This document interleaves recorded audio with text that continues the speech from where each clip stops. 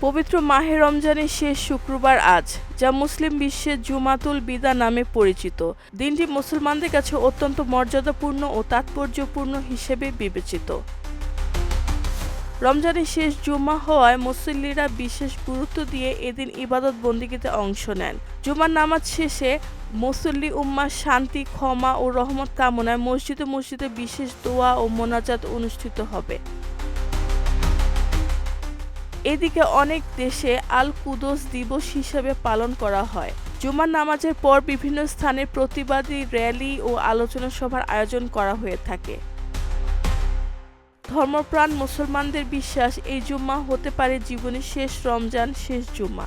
তাই দিনটিকে কেন্দ্র করে আল্লাহর নৈকট্য লাভ ও গুনাহ মাফের আশায় ইবাদতে মনোনিবেশ করেন তারা। জুমাতুল বিদার মধ্য দিয়ে কার্যত বিদায় নিতে যাচ্ছে পবিত্র রমজান মাস। রেহানা বেগম, প্রজন্ম 24।